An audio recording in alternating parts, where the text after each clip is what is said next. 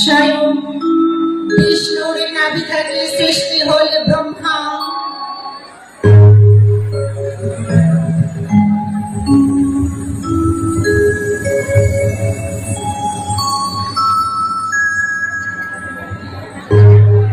বিষ্ণুর পুরুষত্ব দেয়া সৃষ্টি হল শ্রী নারায়ণ।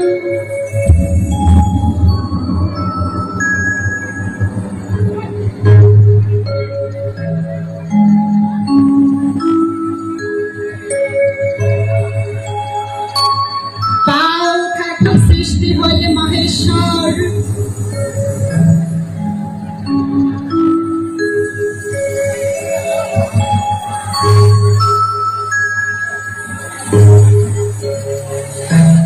জগতের তিন শক্তি ব্রহ্মা বিষ্ণু মহেশ্বরের সমন্বয়ে গঠন হল পরম ব্রহ্ম।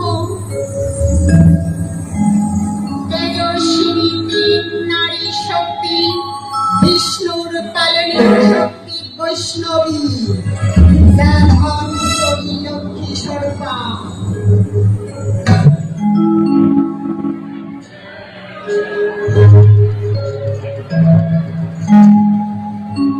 ব্রহ্মার পালনীয় শক্তি ব্রহ্মণী, যা বিদ্যা পরি জ্ঞান স্বরূপা।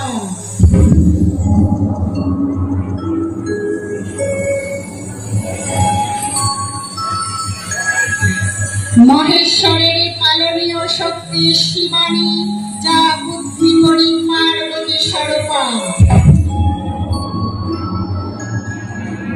এই তিন নারী শক্তি তিন পুরুষ ব্রহ্মা নারায়ণ মহেশ্বরের চেতনার প্রকাশ।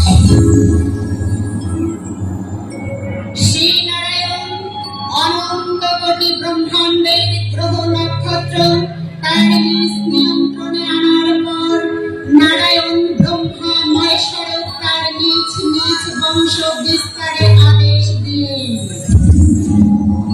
ব্রহ্মা মহেশ্বর সৃষ্টি রচনা করাতে ব্যর্থ হইলে শ্রী নারায়ণ পরম ব্রহ্ম শক্তি রূপে সৃষ্টি রচনা করেন।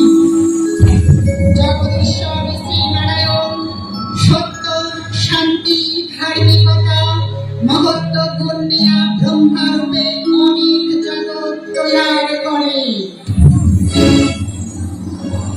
আবার শ্রী নারায়ণ নিষ্ক্রিয়তা, উদাসীনতা, জড়তা বা অলসতা ভাব অবলম্বন করে মহেশ্বর রূপে তা ধ্বংস করে।